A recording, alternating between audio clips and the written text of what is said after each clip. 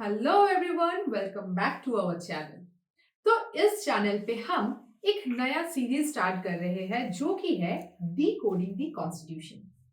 तो जैसा कि आप सभी को पता ही है कि Indian constitution is the lengthiest constitution in this world. और इस लेंथीएस्ट कॉन्स्टिट्यूशन में है बहुत ही इंपॉर्टेंट और कुछ बहुत ही कॉम्प्लिकेटेड प्रोविजंस। तो इस सीरीज में हम उन बहुत ही इंपॉर्टेंट और कॉम्प्लिकेटेड प्रोविजंस को सिंप्लीफाई करेंगे। और आज है एपिसोड 1। आज के इस एपिसोड के लिए मैंने चूज किया है आर्टिकल 16 का क्लॉज 4, 4A और 4B, जो प्रमोशंस के मामले में रिजर्वेशन को लेकर डील करता है। समझने में ना ये थोड़ा सा कॉम्प्लिकेटेड है, पर मैं इसको बनाने वाली हूँ बिल्कुल ही आसान, लाइक फ्लोइंग वाटर। तो चलिए शुरू करते हैं। मैं हूं अन्वेषा और आप देख रहे हैं एएसएलसी इंस्टीट्यूट का यूट्यूब चैनल। तो आर्टिकल 16, जिसका टाइटल क्या है? टाइटल है equality of opportunity in matters of public employment, यानी कि पब्लिक एम्प्लॉयमेंट के मैटर्स में इक्वल अपॉर्चुनिटी की बात की जा रही है। पब्लिक एम्प्लॉयमेंट का मतलब होता है स्टेट के अंडर में कोई भी नौकरी। हमेशा ना आर्टिकल्स या सेक्शंस के टाइटल पर फोकस जरूर करना, आधी चीज ना वहीं पर समझ आ जाती है। ये एक छोटा सा टिप था। अब आते हैं मेन मुद्दे पे। क्लॉज 4। क्लॉज 4 क्या कहता है? Nothing in this article shall prevent the state from making any provision for the reservation, यानी इस आर्टिकल का कुछ भी स्टेट को रिजर्वेशन करने से रोक नहीं रहा है। लेकिन कहां? ऑफ अपॉइंटमेंट्स और posts in favour of any backward class of citizens which in the opinion of the state is not adequately represented in the services under the state। यानी किसी भी बैकवर्ड क्लास ऑफ सिटीजंस के favour में ऐसे appointments या post में reservation करने की बात हो रही है जिनके रिगार्डिंग स्टेट को लगता है कि स्टेट के अंडर उस पर्टिकुलर सर्विस में उस क्लास को सफिशिएंटली रिप्रेजेंट नहीं किया गया है। सुनने में ये काफी सिंपल है, नहीं? कि जहां जहां स्टेट को लग रहा है कि किसी का रिप्रेजेंटेशन नहीं है, वहां वहां उनको रिप्रेजेंटेशन कर दो। लेकिन जितना आसान ये सुनने में लग रहा है, क्या ये इतना सिंपल है? बिल्कुल नहीं। इसके पीछे ना एक लंबी सी स्टोरी है। इस क्लॉज को अगर हम ध्यान से देखें तो इसमें पर्टिकुलरली ये बताया जा रहा है कि रिजर्वेशन बैकवर्ड क्लासेस के फेवर में होगा, और इसके लिए स्टेट को ये डिटरमाइन करना होगा कि कोई भी क्लास बैकवर्ड है या नहीं। लेकिन कॉन्स्टिट्यूशन के 44th अमेंडमेंट एक्ट में कहा गया, जो 1957 में हुआ था, कि कौन सी क्लास बैकवर्ड है और कौन सी नहीं है। इस मामले में स्टेट का डिसीजन फाइनल नहीं हो सकता, इसको चैलेंज किया जा सकता है। यानी रिजर्वेशन तय करने की कंप्लीट ऑटोनॉमी गवर्नमेंट के पास नहीं है। अब कुछ समय तक सब ओके ओके था, लेकिन प्रॉब्लम तब हुआ जब 1964 में क्लॉज 4 पहली बार चर्चा में आया, जब देवादसन वर्सेस यूनियन ऑफ इंडिया का केस हुआ, जिसमें पहली बार कोर्ट के पास कोई गया इस क्लॉज के अंडर कैरी फॉरवर्ड रूल के कॉन्स्टिट्यूशनलिटी के डिटर्मिनेशन के लिए, जिसे सेंट्रल गवर्नमेंट ने बनाया था उन लोगों के अपॉइंटमेंट के लिए जो बैकवर्ड क्लासेस से बिलोंग करते थे। कैरी फॉरवर्ड रूल को ना हम अभी आगे समझेंगे, लेकिन इस केस के फैक्ट्स को पहले देखते हैं कि क्या हुआ था। इस कहानी की शुरुआत हुई 1950 में, जब गवर्नमेंट ने कहा कि वो हर साल जितनी भी वैकेंसीज आती है उनमें से 12.5% एससीज के लिए और 5% एसटीज के लिए रिजर्व करना चाहती है। इसके बाद 1952 में गवर्नमेंट ने फर्दर ये सप्लीमेंट्री इंस्ट्रक्शन दिया कि अगर किसी साल जितना भी रिजर्व्ड सीट है उसके लिए सुइटेबल कैंडिडेट नहीं मिल पाया और सारे सीट्स फिल नहीं हो पाए, तब उस केस में जितना भी सीट अनफिल्ड है उनको जनरल सीट में कन्वर्ट कर दिया जाएगा और फिर अगले साल जब वापस से वैकेंसी निकलेगी तब पिछले साल में जितने अनफिल्ड रिजर्वेशंस को जनरल कर दिया गया था उतना अगले साल रिजर्वेशन में और ऐड कर दिया जाएगा। चलिए एक एग्जांपल से समझते हैं। मान ले ईयर 1952 में टोटल 100 वैकेंसीज निकली। अब उसमें से 18 सीट्स रिजर्व कर दी गई। अब मान ले 18 में से सिर्फ 10 सीट ही फील हुआ रिजर्व कैटेगरी का और 8 सीट इसमें से रह गया। तो उस साल क्या किया जाएगा कि उन 8 सीट्स में जनरल कैंडिडेट्स को भर लिया जाएगा। अब 1953 में मान ले वापस से 100 सीट्स की वैकेंसी निकली और 18 रिजर्व सीट्स है, लेकिन पिछले साल जो 8 सीट रिजर्व सीट में फिल नहीं हुई थी उनको इस साल में ऐड किया जाएगा और 100 में से 26 सीट्स रिजर्व सीट्स में आ जाएगी। यही है कैरी फॉरवर्ड रूल। अब जब ये रेगुलेशन आया तब बात हुआ था कि ये पॉलिसी एट अ टाइम सिर्फ 1 साल के लिए होगा, यानी कि 1952 के अनफिल्ड रिजर्वेशन को फिल करने के लिए 1950 तक ही वैकेंसी कैरी फॉरवर्ड हो सकता है, उसके आगे नहीं होगा। लेकिन 1955 में अमेंडमेंट करके इसको बोला गया कि एट अ स्ट्रेच 2 साल के लिए ये रूल अप्लाई होगा। अब ये कैरी फॉरवर्ड करते करते हालत ऐसी हो गई कि टोटल वैकेंसी का 54% रिजर्व कैटेगरी में आ गया। तब कोर्ट ने इस केस में इंटरवेन किया और कहा कि अगर रिजर्वेशन ही 50% से ज्यादा है तो सबके लिए इक्वल अपॉर्चुनिटी का कॉन्सेप्ट ही पूरा डिस्ट्रॉय हो गया और कोर्ट ने इस रूल को कैंसिल कर दिया और कहा कि ये रूल ही इनवैलिड है। लेकिन उसके बाद 1992 में आया मंडल कमीशन का केस, जिसे आप इंदिरा स्वामी केस के नाम से भी जानते हैं और रिजर्वेशन के मामले में ये एक लैंडमार्क केस रहा है।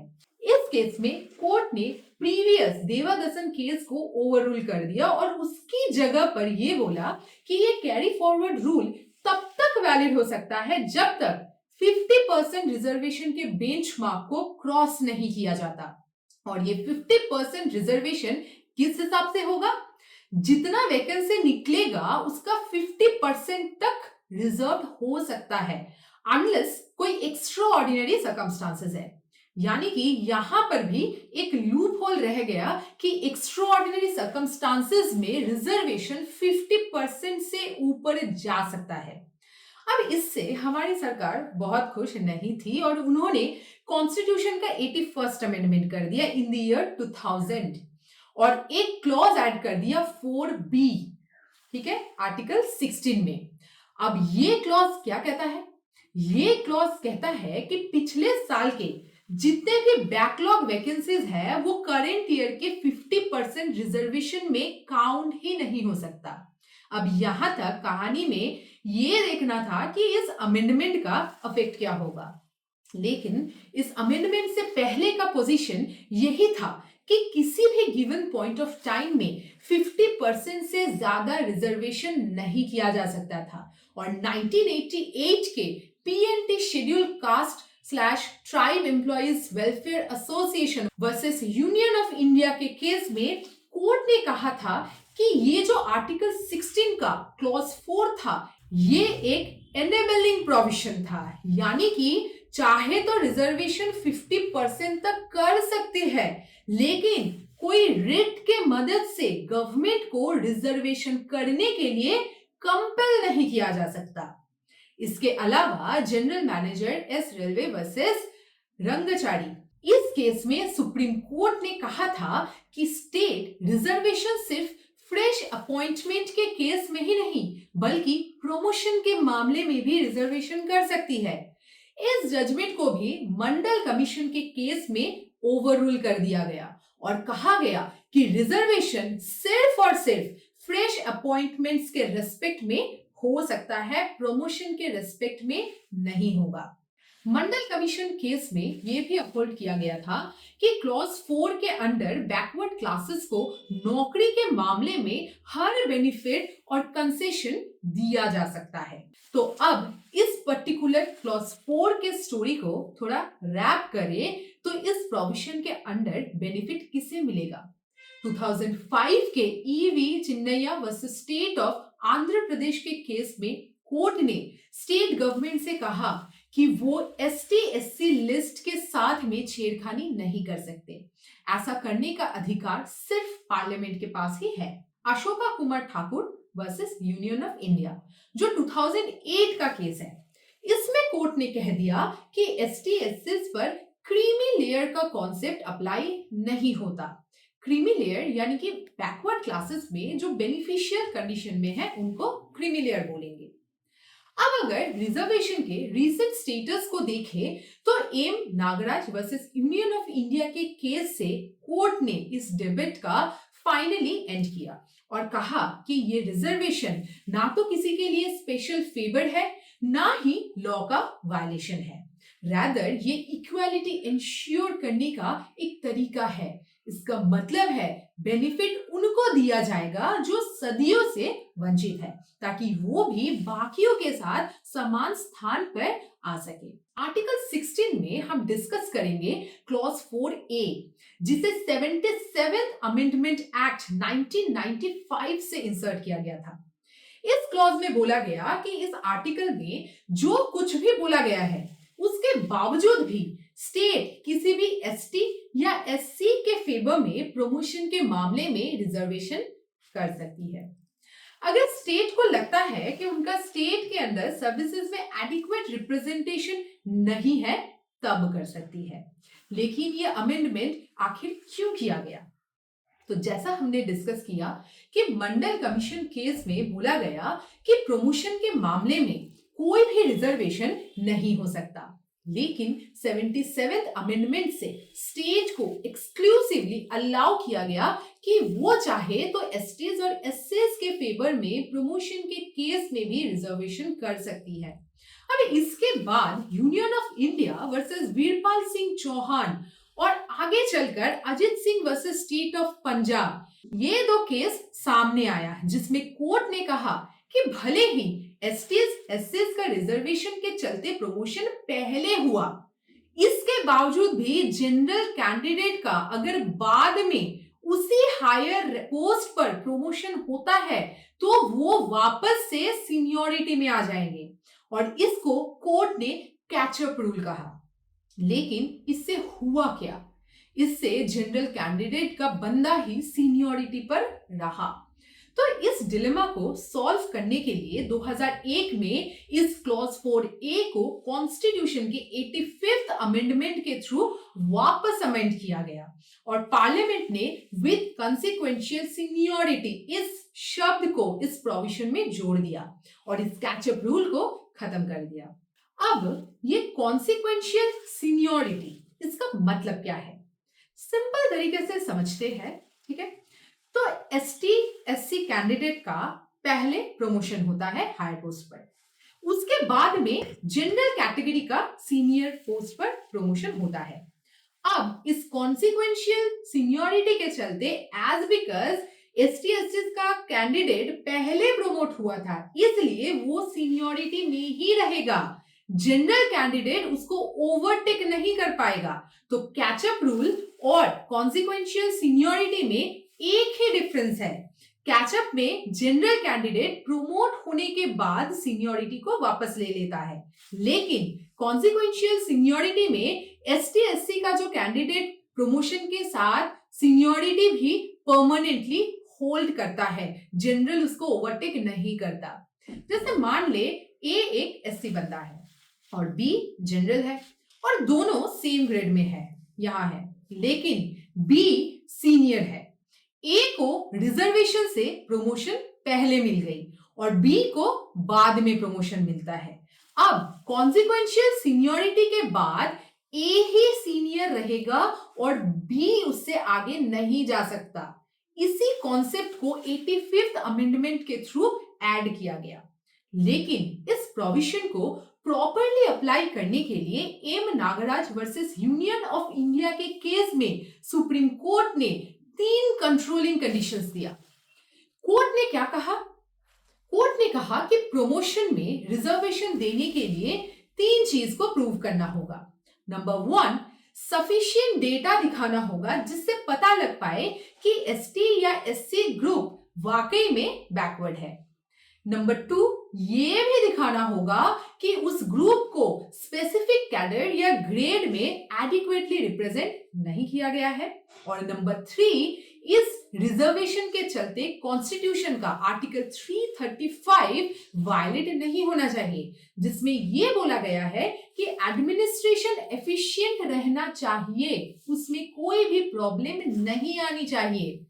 तो बेसिकली क्लॉज 4 और 4A कहता है कि रिजर्वेशन कोई फंडामेंटल राइट नहीं है, ये स्टेट का ही डिस्क्रिशनरी पावर है कि वो देंगे या नहीं। अब आज के टॉपिक का आखिरी प्रोविजन डिस्कस करते हैं, जो कि है क्लॉज 4B। तो मंडल कमीशन केस में नंबर 1, 1 साल में रिजर्वेशन के मामले में 50% का अपर लिमिट सेट किया गया। नंबर 2, साथ में यह भी अपहोल्ड किया गया कि 49.5% रिजर्वेशन हो सकता है। नंबर 3, बैकलॉग वैकेंसीज को फिल करने के लिए कोई भी प्रोविजन नहीं दिया गया। नंबर 4, बैकलॉग्स के रेस्पेक्ट में बोला गया अलग से रिक्रूटमेंट करना होगा। अब इससे वापस प्रॉब्लम क्रिएट हुआ। 50% सीलिंग के वजह से जो प्रॉब्लम आ रही थी वो ये था कि मान ले किसी साल 10 रिजर्व सीट लिख ली, लेकिन सिर्फ 2 ही सीट फिल हो पाई, तब 8 सीट बैकलॉग हो जाता है, जिसको अब हमें अगले साल फिल करना है। तो देखा जाता है कि इन 8 सीट को अगर फिल करने चले तो अगले साल 50% की लिमिट क्रॉस हो जा रही है। और इस प्रॉब्लम को रिजॉल्व करने के लिए कॉन्स्टिट्यूशन का 81st अमेंडमेंट किया गया इन द ईयर 2000। और इसी अमेंडमेंट से 50% रिजर्वेशन के मामले में जिस एक्सेप्शन को हमने डिस्कस किया था कि एक्सेप्शनल सिचुएशंस में रिजर्वेशन को बढ़ाया जा सकता है, उस पार्ट को इंक्लूड किया गया ताकि बैकलॉग वैकेंसीज फिल हो सके। अब इन बैकलॉग्स को उस 50% के अंदर कैलकुलेट नहीं किया जाता है। इसको एक एग्जांपल से समझते हैं। मान ले डिपार्टमेंट ने 100 वैकेंसीज निकाली, जिसमें 50 रिजर्व्ड है और 50 जनरल है, और अलग से 20 बैकलॉग है पिछले साल का। तो बेसिकली टोटल रिजर्व्ड सीट क्या हो गया?